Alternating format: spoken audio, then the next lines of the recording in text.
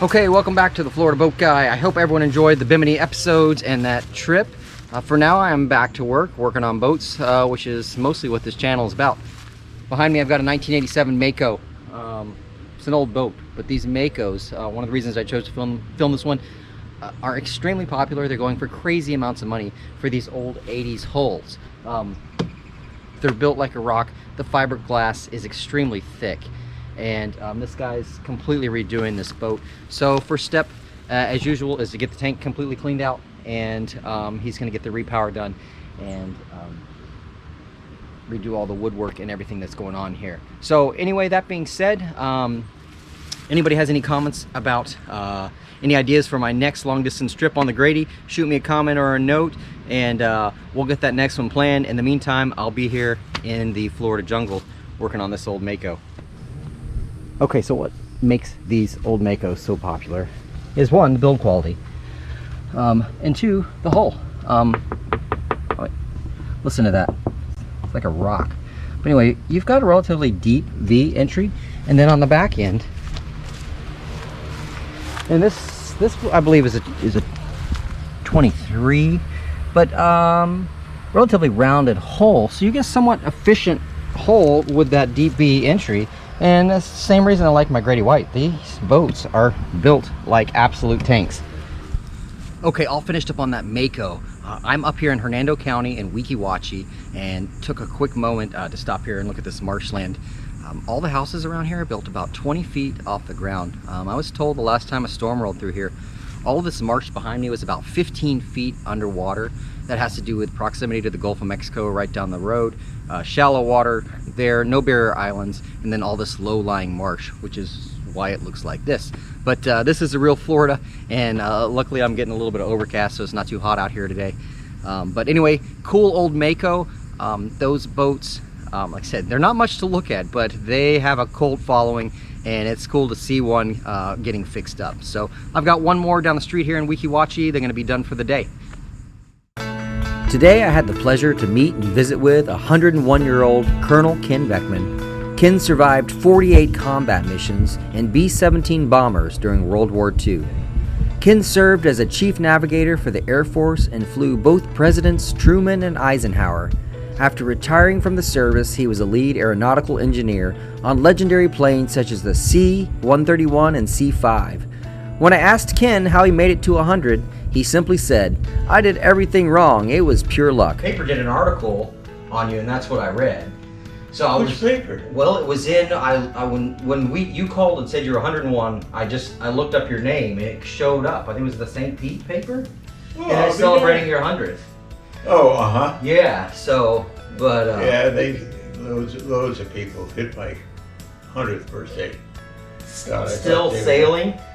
What's that? Still sailing, you know, that's incredible. Yeah. And teaching sailing. Yeah. Which looks like plenty. And I keep busy. It looks like plenty.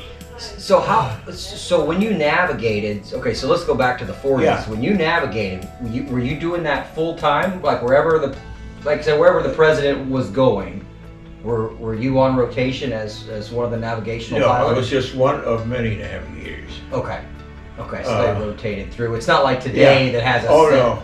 Today they have a regular crew. Right. Once upon a time they picked what they figured the best lead guy was. Okay. And he grabbed him. That's still incredible. But I'm in the Pentagon essentially. Yeah. I spent 6 years in the Pentagon. Okay. From 61 to 66. Full years, 61, 62 through the end of 66, and then I went back to right pad, and I was program director, as I say, for the C5. For the C5. Yeah. That was my first assignment in engineering. This was the A7, a Navy airplane. It's, of course, the C-130. Yeah, the C-130. They're still using it down the road. Yeah. And there's the C-5 that Lockheed suggested. See the Fowler flaps at the sticking out of the end? See Boeings? Smooth wing. A special thanks to Col Ken today for spending time with me and showing all the airplanes that he helped design. Of note, Ken was getting his sailboat ready to go out on a cruise. I cleaned out his diesel tank for him and he's getting ready to set sail next weekend. All right, welcome back. Today I'm headed over to Apollo Beach. There is a, I think it's a 2005 Grady-White 330 Express. So always get excited to see Grady-Whites. Obviously, I'm partial to them. This is a nice big boat. Guy's having some issues with his diesel generator tank.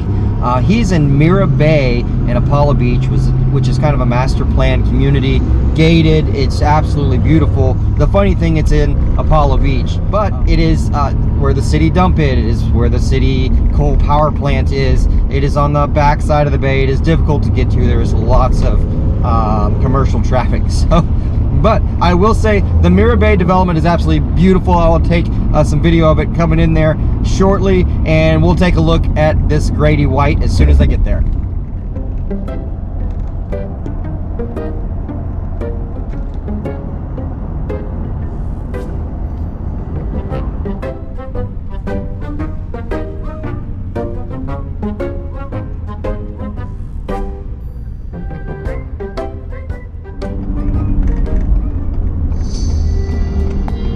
All right, welcome to beautiful Mira Bay. Let's see if they'll let me in the security gate.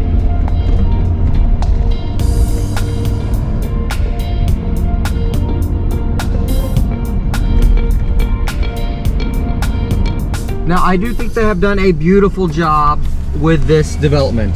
Mira Bay, they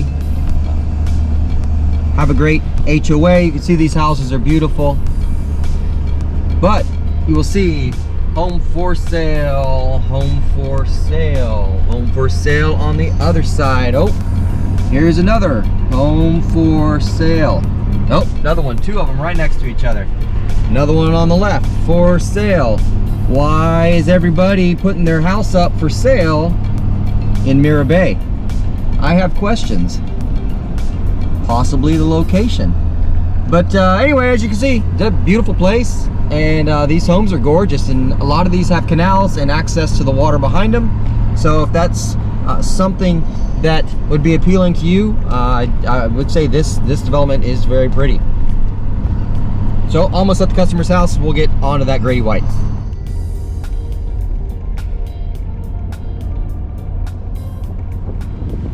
Okay, we made it Apollo Beach at Mira Bay, and going to take a look at this Grady-White. It says it's on lift, and we're just looking for the diesel tank for the generator. So here we are. We'll get it down off the lift and take a look.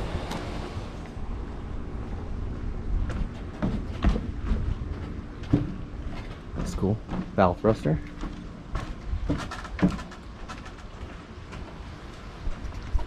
Okay, I'm on board this cool Grady-White 30-foot Express cruiser, and it's got some of the original 350 horsepower Yamaha V8 engines from that time period, and we'll take a look at everything else here after a while. But for now, I'm gonna dig in here. I've got to try and find the generator and the generator tank, which checked online and should be back here. Okay, as with everything on Grady-Whites, everything's right where it needs to be.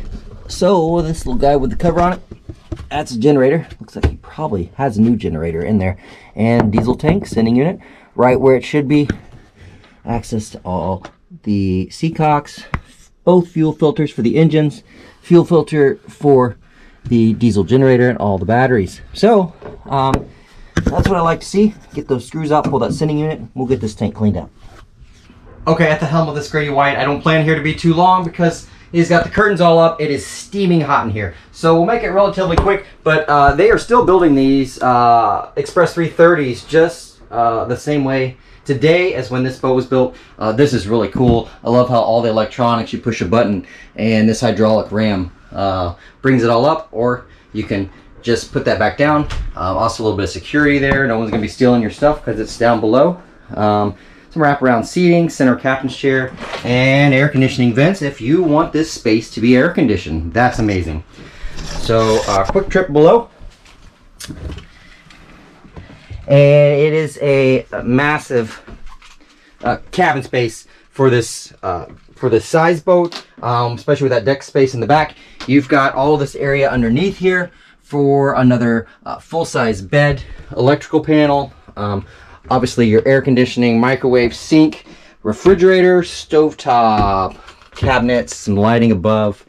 We've got opening hatches here. I love that you also have the table area. Look at that wraparound table. So everything you really need, stand-up head and shower, all in a compact, beautiful package, being that's a Grady-White. So like I said, I think this boat's a 2005.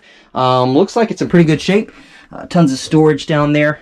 So I'm gonna get back up here. We're gonna get that diesel tank cleaned out and send this boat on its way. Okay, quick update. It's been a little while since I've been able to use the boat. Last big trip was to Bimini. My next big trip, planning on going 80 miles north in the Gulf of Mexico all the way up to Cedar Key. This is going to be a tricky one. Not that far staying on the Gulf, at least. You know, it is a long way, but it's tricky because the tides there, they get a 4 to 5 foot tide difference, and then it is very, very shallow.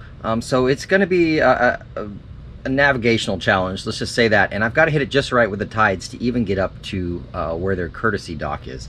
So I'm gonna try and do that. Cedar Key is very cool. It's isolated. There are no major interstates in or out of there. It's known for their seafood, and it's a very small, like I said, isolated place, which has kept it quaint. It's the second oldest city in Florida, and I'm looking forward to try and get up there by water. That being said, I was going to go today, but the tides were not in my favor. We were looking at extreme low tide right midday when I'd be getting there. We've also lost our high pressure system in the Gulf that was keeping the Gulf nice and quiet, so now we're getting afternoon storms and that kind of stuff that I have to keep an eye out for. But hopefully make that trip here in the next few weeks and take a video. Cedar Key is a very cool place, and then also plan to go back to Egmont Key here. It's nice and quiet this time of year, so should have the island to myself. But that's all I have for now. I'm gonna get back to it, and hopefully won't be such a long time until I get my next video.